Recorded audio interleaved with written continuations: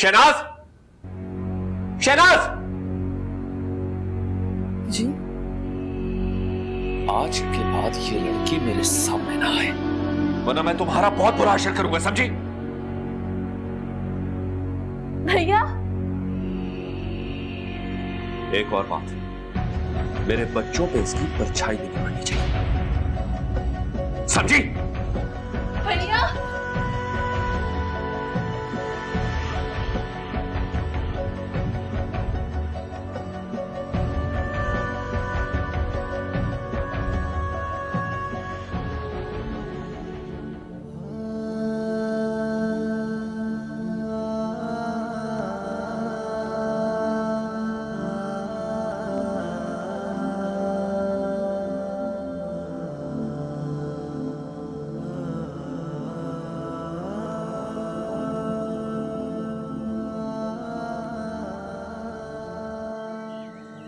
भाई आजकल बहुत उदास रहने लगा है। अम्मी, मैं आज ऑफिस नहीं जा रही। क्यों बेटा? भाई की तबीयत अभी ठीक नहीं हुई है पूरी तरह से, और मैं ऐसी हालत में उन्हें अकेले नहीं छोड़ना चाहती। तो मैं लंच ब्रेक में आ जाऊंगी ना, 2-3 घंटों की तो बात है। नहीं नहीं अभी मैंने ऑफिस में फोन करके बता दिया है कि मैं ऑफिस नहीं आऊंगी। मैं भाई के साथ ही वक्त गुजारना चाहती हूँ। चलो ठीक। नाश्ता बनाती हूँ भाई के लिए। गरम चाय भी दे देना साथ में।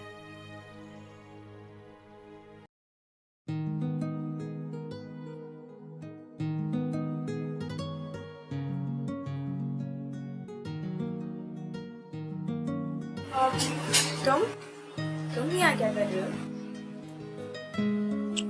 तो मैं ढूंढ रहा हूँ। क्यों? मैं क्या कहीं खो गई थी? खो ही गई हो। मैं तुम्हारे लिए यहाँ आया हूँ। सारा सारा दिन दीवारों से बातें करता रहता हूँ और तुम अपने अंकल के साथ बिजी रहती हो। तो कोई जेलस हो रहा है? हर आशिक होता है अपने रकीब से। उफ, फिर से वो शायरी। यार आसिफ, आजकल तुम मुझे बहुत बोर करने लगे हो। हाँ तो मैं तुम्हें मजीद बोर नहीं करूंगा। अब ऐसा करते हैं कि आज कहीं बाहर चलते हैं, घूमते हैं, हैंग आउट करते हैं। बोलो। अब नहीं, आज नहीं, फिर कभी।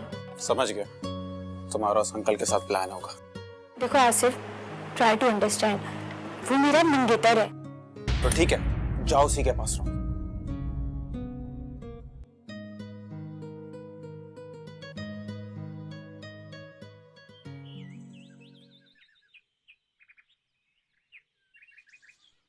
लो नाश्ता कर लो।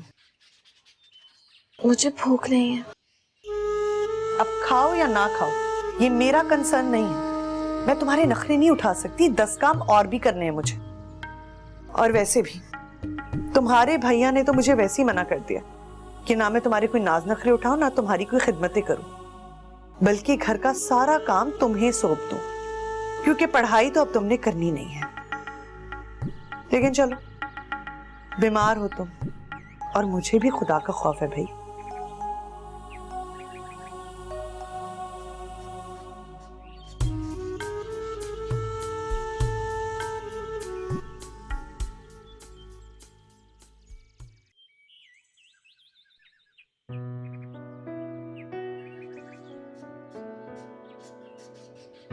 लो, मैं आपको सारे घर में ढूंढ रही हूँ और आप यहाँ हैं। जूस। ऐसे दिल घबरा रहा था, बाहर आ गया, नहीं चूसने। अरे ये तो आपने बहुत अच्छा किया। बल्कि मैं तो कहती हूँ आपको किसी पार्क में जाना चाहिए। अब खुली फिजा में बैठना चाहिए, आप अच्छा फील करेंगे। ऐसे ही ठीक हूँ। भाई, आपको चेंज की सख्त जरूरत है। मुझे चेंज नहीं चाहिए फैसल, और जो कुछ मैंने किया है उसके बाद तो मुझे अपनी जिंदगी में भी कोई चेंज नहीं चाहिए। मैं अपने आप को उस कर्म में जलाना चाहता हूँ, सजा देना चाहता हूँ। क्यों? आपने किया क्या है? आखिर किया क्या है आपने? कुछ भी नहीं किया आपने। आपको सिर्फ हालात ने जकड़ा है। आपने जानबूझकर कुछ भी नहीं किया। जाने में अनजाने में जो कुछ भी किया है मैंने किया है। उसकी जिंदगी को इस रास्ते पर चलाने वाला मैं हूं। पता नहीं उसके साथ घर पे क्या हुआ होगा, उसके भाई ने भाभी ने क्या रवैया रखा होगा उसके साथ। फायजा वो बहुत मासूम है, बहुत साफ दिल की है, और मेरी वजह से उसे पता नहीं अब क्या क्या बर्दाश्त करना पड़ेगा। सारी जिंदगी पड़ी है उसके सामने, कैसे जिएगी? मैंने उसकी जिंदगी तबाह कर दी है फायजा। नहीं भाई,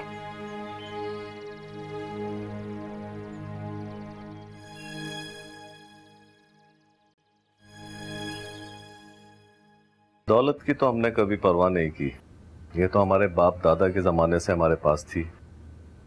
इनफैक्ट यूँ समझ लीजिए कि सोने का चमचा मुंह में लेकर पैदा हुआ था मैं। हर तरफ दौलत की रेल पेल थी। बस अब आप इस बात की फिक्र करना छोड़ दें कि सिद्रा को शादी के बाद क्या मिलेगा। मेरी तमाम तर दौलत जायदाद की वारिस सिद्रा ही तो होगी। ठीक कहा आपने। वैसे आपकी इत्तला के लिए कि ऐसे गए गुजरे हम भी नहीं है। अल्लाह का दिया सब कुछ है हमारे पास, और हमारी बेटी के लिए रिश्तों की कोई कमी नहीं। बस अपनी बेटी के जिद के आगे हम मजबूर हैं। पता नहीं क्या जादू कर दिया आपने इसमें। ये तो इसकी मोहब्बत का जादू है आंटी। अरे बुड्ढा सिटिया गया है क्या? 10 साल तो बड़ा होगा ही मुझसे, आंटी कह रहा है मुझे। माफ कीजिएगा, अब रिश्ता ही कुछ ऐसा बनने जा रहा है कि मुझे आपको आंटी कहना पड़ा। ओके। तो बस अब आप फिक्र ना करें, कल मैं तमाम डॉक्यूमेंट्स बनवा लूंगा। उनमें एक प्लॉट और एक कोठी सिद्रा के नाम होगी और 10 लाख रुपए हक महर होगा। उसके अलावा मैं एक जॉइंट अकाउंट भी खुलवा दूंगा जिसमें से वो अपनी जरूरियात के लिए रकम निकलवा सकें। ठीक।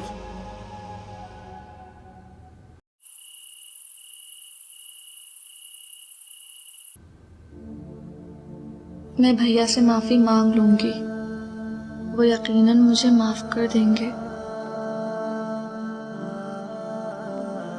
रफ्ता रफ्ता उनका गुस्सा ठंडा होगा तो मैं उन्हें सारी हकीकत बता दूंगी।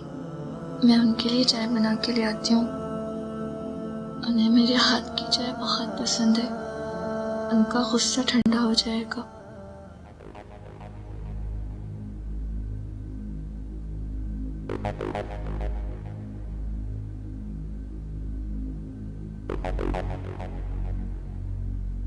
भैया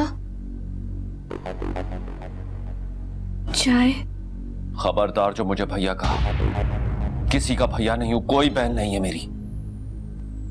मेरे लिए कोई काम करने की जरूरत नहीं है तुम्हें। अछूत हो मेरे लिए, अछूत हो तुम। भैया आज तो पी लेना। तुम्हें समझ नहीं आया मैंने क्या कहा? हटो मेरे आगे से।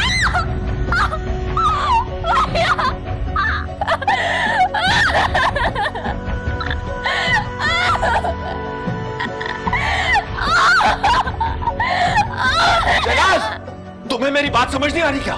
क्या हुआ इस पर? तुमने मनूर को कहा था कि मुझे चाय दो। नहीं, मैं तो अपने कमरे में थी। आखिरी बार वार्निंग दे रहा हूं तुम्हें। आइंदा अगर उसकी सूरत देखी ना मैंने, तो मेरी सूरत देखने को तरस जाओगी तुम।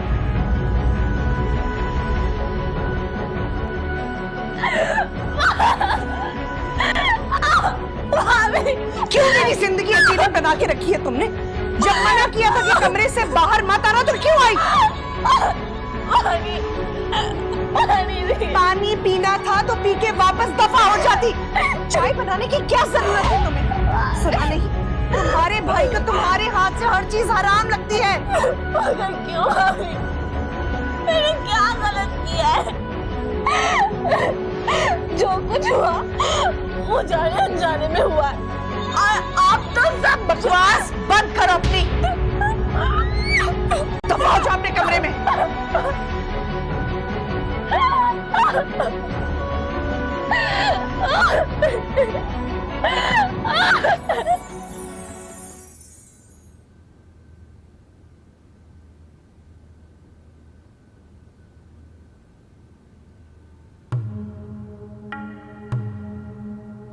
अरे आसिफ, तुम अभी तक जाग रहे हो?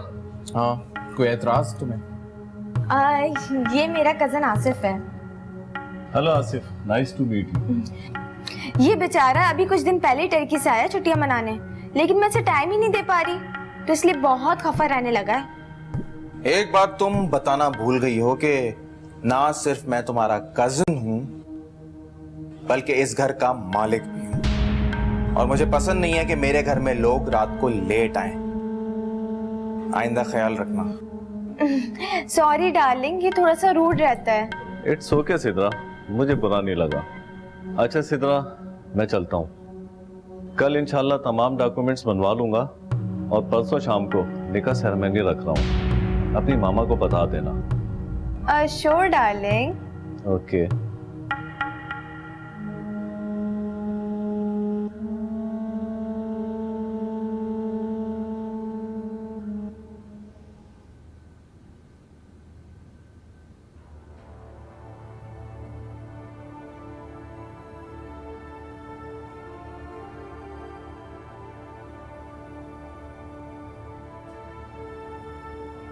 या अल्लाह, मैं क्या करूं? बहुत तकलीफ हो रही है। भैया जो मेरी जरा सी तकलीफ पर तड़प उठते थे, आज उन्होंने ही मुझे ये जख्म दिए हैं। मुझे यकीन नहीं आ रहा, मैं कैसे यकीन दिलाऊं भैया को कि मेरा कोई कसूर नहीं, मैंने कुछ नहीं किया, कोई ऐसा काम नहीं किया जिससे उनकी इज्जत पर हुर्फ आए, उनका सर किसी के आगे झुके। मगर वो इस बात का यकीन कैसे करेंगे? मैं 2 रातें गुजार के आई हूं बाहर। या अल्लाह, मैं क्या करूं? बेगुनाह होते हुए भी गुनहगार बन गई। ये एक ऐसा दाग है जिसे शायद मैं कभी धो ना सकूं। और भैया भी तो इस अजियत में होंगे। भाभी मुझे लाख कहती, मगर मुझे नहीं जाना चाहिए था। कसूर मेरा ही है और मुझे उसकी सजा मिलनी चाहिए। और इससे बड़ी सजा क्या होगी कि भैया मुझसे नफरत करने लगे।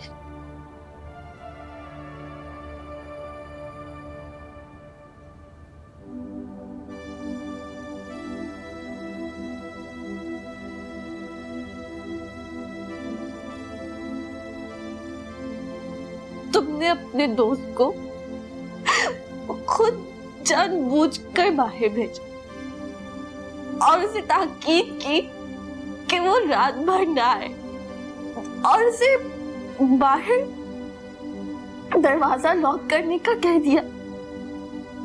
तुमने किया क्या? उसने जिंदगी तो मेरी बर्बाद हुई, मेरा घर तबाह हुआ, मेरे भाई की इज्जत खाक में मिल गई। मामा, हर बात की कोई हद होती है, मगर अब वो हद से बढ़ता जा रहा है। अच्छा ठीक है, समझा दूंगी मैं उसे। हाँ, मुझे पता है कि आप उसे कैसे समझाएंगी, मगर अब उसे जरा सख्ती से समझाइए। सिद्रा, मेरा दिमाग ना चाटो, समझी? मुझे पता है उसे कैसे समझाना है। मामा, आपने उसे सिर्फ इस घर की वजह से सर पे बिठा के रखा हुआ है। घर की वजह से? और घर के अखराजात?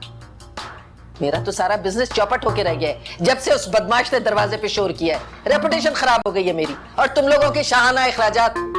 अच्छा, खैर अब बस ये चंद रोज की बात है। कल यजदानी आके मुझसे निकाह कर रहा है। सुबह तक तमाम डॉक्यूमेंट्स पूरे हो जाएंगे, उसके बाद आप मेरे बंगले में रहेंगी। रहने दे इस जंगली को यहाँ पर। अच्छा, जब बंगला होगा तब देखा जाएगा। मैं भी से उसके साथ बिगाड़ नहीं सकती।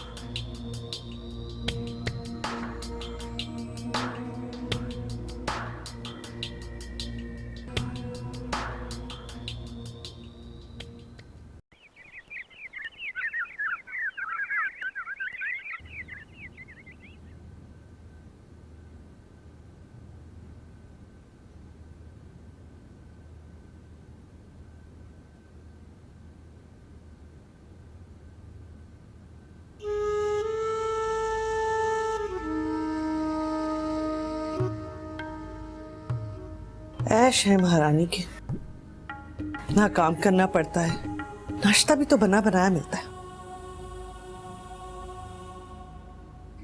अरे ये तो तो इसका जख्म बहुत खराब हो गया। भाई तो पूछेगा नहीं, मुझे ही दवाई लगानी पड़ेगी। कैसा कर रहा है ये तो। चलो मैं दफ्तर जा रहा हूँ। अरे बेटा जरा 1-2 दिन और रेस्ट कर लेते, कल ही तो बुखार उतरा है। नहीं अम्मी अब तबीयत भी ठीक है और वैसे भी काफी ज्यादा छुट्टियां हो गई हैं, जाना जरूरी है। चलो जाओ, अल्लाह की अमान पे रोको से, अल्लाह तुम्हारा निगहबान। जाओ, शाबाश शाबाश, जाओ जाओ, खुदा हाफिज। अल्लाह मेरे बच्चे की खैर रखना, पाक परवरदिगार। ये लो। अच्छा ये क्रीम है, इसको जख्म पे लगा लेना। 2 अलग अलग तरह की मेडिसिन है, एक ही गोली खा लेना अभी। भाभी भैया चले गए? हाँ चले गए, लेकिन भाई खुदा के वास्ते जब वो घर पे हो तो उनके सामने मत आया करो, खामखा मेरे से लड़ते हैं वो। क्या भैया मुझसे इतने ज्यादा नाराज हैं? तो तुमने काम ही ऐसा किया, खुश तो नहीं होंगे ना वो तुमसे? मैंने कुछ नहीं किया भाभी। बस करो मानो, अब ये किस्सा लेके मत बैठ जाना, मुझे भी ढेरों काम पड़े घर में। अच्छा भाभी, भैया के जाने के बाद तो मैं बाहर आ सकती हूँ ना? काम में आपका हाथ बटा दूंगी, बैठे बैठे बेजार हो जाती हूँ। देखूंगी, लेकिन तुम ये मेडिसिन लगा लो।